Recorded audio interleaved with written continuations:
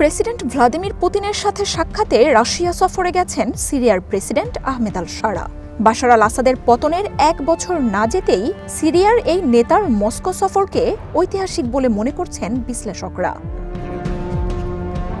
এই সাক্ষাতের পেছনে পরাশক্তি রাশিয়ার সাথে সিরিয়ার সম্পর্ক পুনরুদ্ধারই লক্ষ্য বলে জানিয়েছেন প্রেসিডেন্ট আল শারা।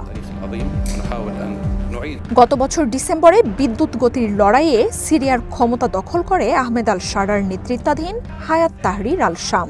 1 দশকের বেশি সময় ধরে গৃহযুদ্ধ চলা দেশটিতে বাশার আল আসাদের ক্ষমতার পতন ঘটে 10 দিনে। সিরিয়া ছেড়ে বহু বছরের মিত্র রাশিয়ায় আশ্রয় নেন তিনি। সিরিয়ার যুদ্ধে পশ্চিমা সমর্থিত বিরোধী দলগুলোর সাথে লড়তে 1 যুগের বেশি সময় ধরে আসাদ সরকারকে সহযোগিতা করে পুতিনের বাহিনী। দেশটিতে রুশ সামরিক ঘাঁটিও রয়েছে। আল শারা ক্ষমতায় আসার পর পশ্চিমা দেশগুলোর সাথে সিরিয়ার সম্পর্কের ব্যাপক উন্নতি হয়েছে। দেশটির ওপর থেকে নিষেধাজ্ঞা উঠিয়ে নেয়ার ঘোষণা দেন আমেরিকার প্রেসিডেন্ট ডোনাল্ড ট্রাম্প। আল শারার এই সফর রাশিয়া ও সিরিয়ার সম্পর্ক স্বাভাবিক হওয়ার ইঙ্গিত দিচ্ছে। ক্রেমলিনের বার্তায় সিরিয়ার প্রেসিডেন্ট জানান, রাশিয়ার সাথে দেশটির আগের চুক্তিগুলোকে সম্মান জানাবে নতুন সরকার। ঐতিহাসিক দ্বিপক্ষীয় এবং স্বার্থ সংশ্লিষ্ট বহু বিষয় আমাদের দুই দেশের সম্পর্ক ধরে রেখেছে। সিরিয়ার খাবারের বেশিরভাগই রাশিয়ার উৎপাদনের উপর নির্ভরশীল। আমাদের বিদ্যুৎ ও জ্বালানি কেন্দ্রগুলো রুশ প্রযুক্তি এবং বিশেষজ্ঞ দ্বারা পরিচালিত।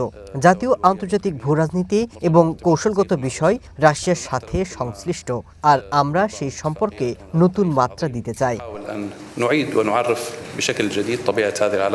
এই সফরে 10 মাস ধরে মস্কোতে আশ্রয় নেয়া ক্ষমতাচ্যুত প্রেসিডেন্ট বাশার আল আসাদকে ফেরত চাইতে পারেন আল শারা।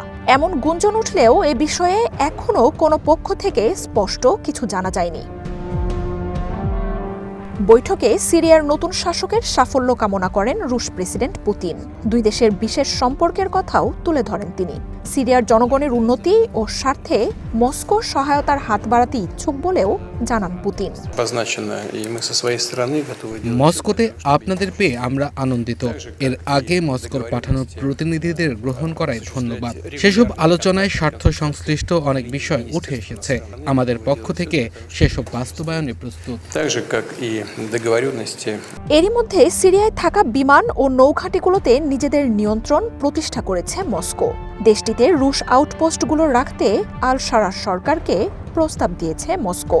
সিরিয়ায় জ্বালানি পাঠানোও অব্যাহত রেখেছেন পুতিন। বিশ্লেষকরা বলছেন, পশ্চিমা দেশগুলোর পাশাপাশি রাশিয়ার সাথে সম্পর্ক উন্নয়নের মাধ্যমে কূটনৈতিক দূরদর্শিতার পরিচয় দিয়েছেন আল শারা। মার্জিয়া উপমা, ওয়ান ইন্টারন্যাশনাল ডেস্ক।